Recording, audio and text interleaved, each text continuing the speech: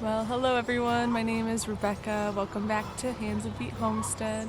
I'm out in my garden here. It is earlier in the morning, around 6:30.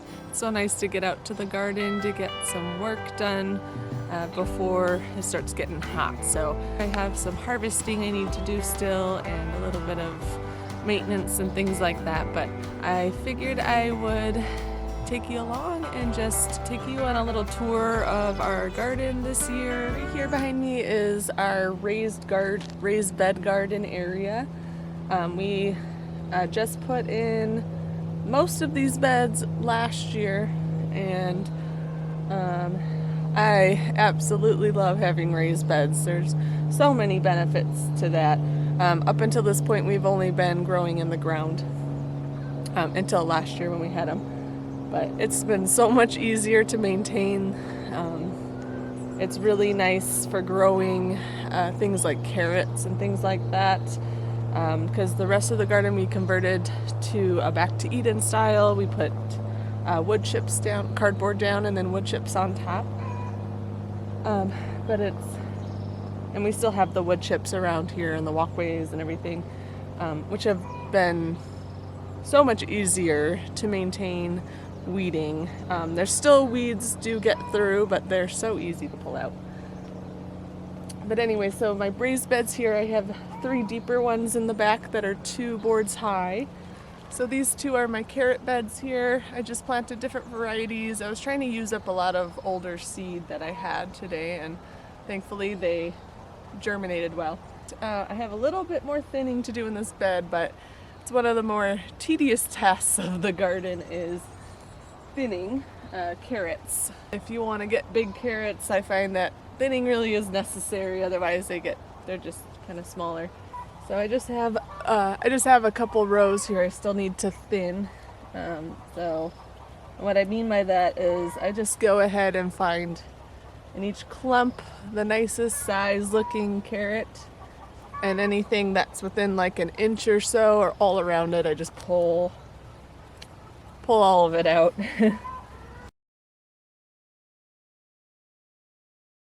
You get little mini carrots like that. And yeah, I thinned this bed out about a week ago, so they've been starting to get a little bit bigger, but they're a nice mini size to snack on, and my little girls come out and harvest them and like to munch on them too, so it's a nice little snack out here. But I usually keep them in here until around September, and then I'll pull them all out. It actually is beneficial to leave them in the bed until you get a light frost.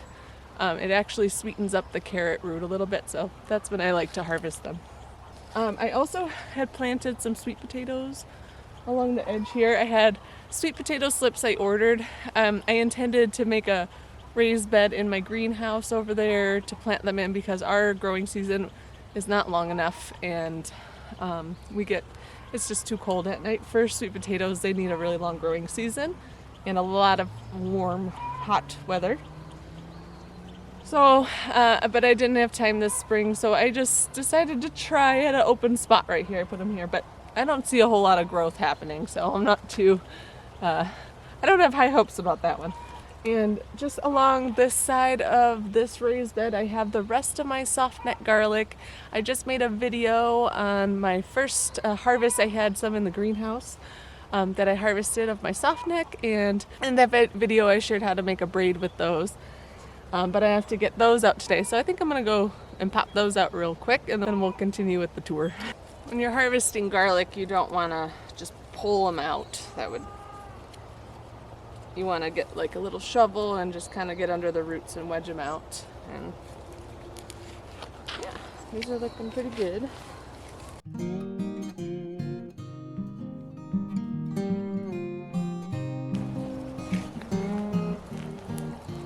Wow.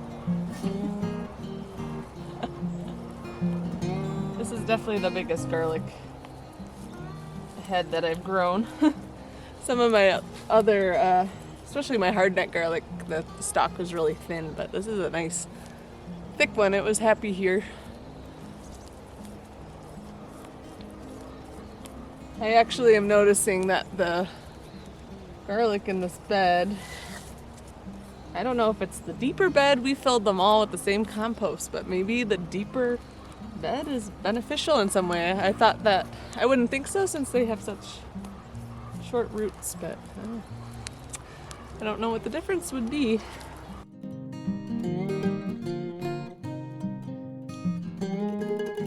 It's a good idea to stop watering these for a few days at least before you harvest them. They're super wet. They just had a water cycle on our irrigation, and we have drip irrigation set up in all of our beds here, and you can see they're just really, really wet. So it's easier if you are able to stop the water, but they're in the same bed as my carrots, so I don't want to stop watering them.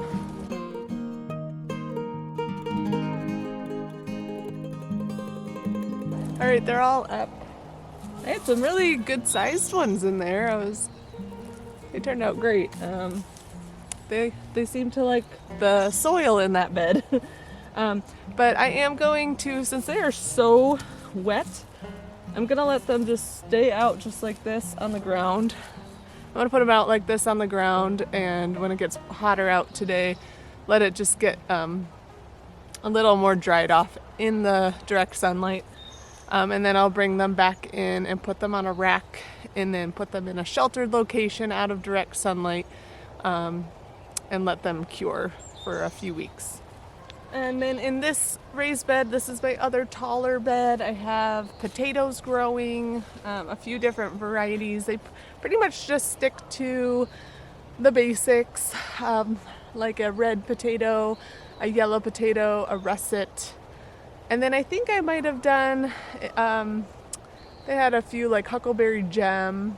None of the ones with the purple on the inside, like the purple flesh. I have grown those before, those are fun, but we generally like to stick to just like the white inside potatoes. But I think one of them has like a purple skin on it. So I have this bed here, and then I also had a lot more potatoes, so I have a whole part in ground dedicated to potatoes as well in the other part of my garden.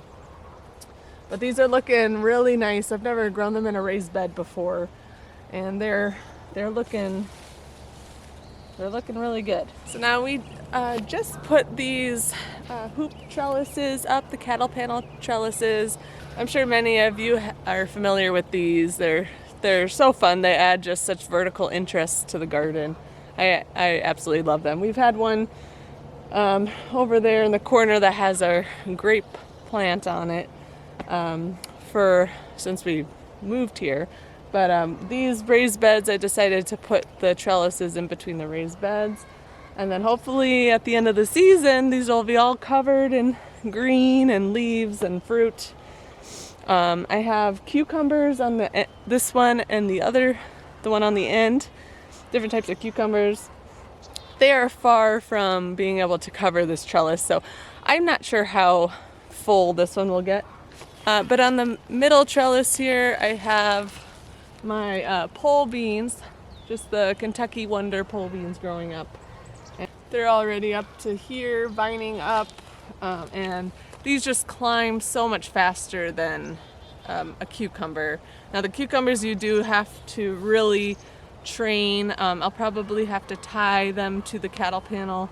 These, I've just taken the little tendrils that they have, and I'll just, if I see one going the wrong way, I'll just go ahead and twist it around here and just help it know where it's supposed to be climbing. So, but that one will look really pretty and nice and full.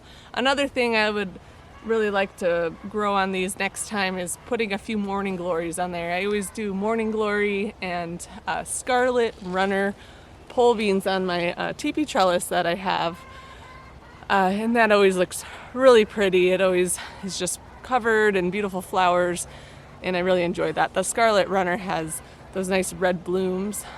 These ones just have the white, which are pretty too. But these are the cucumbers that are at the base of that trellis here. These are looking good. They're coming along. I also planted some trailing nasturtiums as well, so I'm hoping that they will climb up this as well, and or just start trailing outside of the box and just look really pretty and beautiful there. So in these three more shallow front beds, they're the shorter beds, I have my hardneck garlic planted in this one and the last one over there. Those are full. I'm going to be pulling those up today to get those curing as well. And then this bed also had my lettuce that I planted, which as you can see has bolted and gone to seed. So I can get those cleared out of here. Basically I'll just clear out these beds when I harvest them, and then just scoop out some more compost from our chicken run and just put that in here and get those ready for anything I want to plant for maybe fall, or if I don't get to it, then it'll be at least ready for next year. This is the middle bed here, and I planted beets along the side here. Beets here are looking good. I just need to thin them out a little bit, but beet greens are wonderful to have. Even if you don't want the beet root, the greens, you can eat those in salads or smoothies, and they don't get all bitter in the summer like lettuce would. So that's something that I like to always have, and make sure I grow a lot of beets so that I can have enough of the greens for it. I planted my onion seedlings in this bed, and they didn't do that great. I don't know. There's still time. We'll see how they end up, but they're really pretty small and behind, so I don't have high hopes about those. There's one random one over here that's bigger. Like this one. This one randomly grew big. I don't know what happened to the other ones here, but like that one, they're very small. But I did do onion sets too, and those are looking good. I'll show you those. Those are all in front of my tomatoes. I've been planting those, and the results have been great. They store really well. I don't think they stored any less than any of the seedling ones I started from seed. So they're so much easier to plant too, and they're super cheap. And they come in like a little mesh bag at your farm store or garden store, and it's like a couple dollars for like 100 sets or something. So yeah, I think I'll always plant those until I get this onion seedling thing down. I've gotten bulbs before, but they're never like huge and really impressive or anything. But the sets always seem to do pretty okay, so I'm happy with those. As I said, this one has all of the rest of my hardneck garlic in it, which I'm about to harvest here. But I had planted radishes all in between the rows here. But radishes really like colder weather, and I planted them really late. So later this year than I ever have, and so I didn't really get a radish harvest this year actually from them, so they just went to seed. But you know what, this will be really great feed for my chickens, so when I pull these up, I will throw the chickens the rest of these, and they will be happy. Okay, and this here is my asparagus bed. I started this, there's 2 rows here. I just planted the smaller one here last spring, and the big established one here I planted 3 years ago in 2022. And this was the first year I was able to freely harvest the asparagus without risking damaging it, coming back, or taking too much from it. So you want to wait 3 to 4 years before you start harvesting your asparagus. So those are great things to remember to get started in your garden if you're just starting out, because the sooner you get your perennials in, you'll be just so happy when they're ready to be eaten. So the asparagus is doing great. We were able to harvest it. I mostly just ate them raw out of the garden. They're just so juicy. You wouldn't think that. If you're only used to asparagus from the grocery store, this is very different. They are just loaded with water. It's like a juicy treat, and they're kind of sweet, like a sweet pea almost. We mostly enjoyed them raw. We did grill some as well, but that was a huge blessing to have that this year. So going forward, that should, I think it goes for like 20 to 30 years or something like that. So it's a long time once you get it established. So these are the ones I just started last year. So they have to have some time to mature, but these are the ones that were good this year. And I mean, they were just really, really thick, a lot of them. Oh, look at that. For some reason, I keep finding ones that are coming up still. It's the middle of July right now. Look at that. There's more. Wow, they just keep coming up. Well, that's where we're gonna stop for today. It's about halfway through the tour. Stay tuned for part 2 of the garden tour, and I'm just gonna continue harvesting the rest of our hardneck garlic and clear out our lettuce beds. I hope you enjoyed coming along with us today. If you liked the video, give us a thumbs up and hit that subscribe button. Leave a comment below, and we will see you on the next video. Take care and God bless.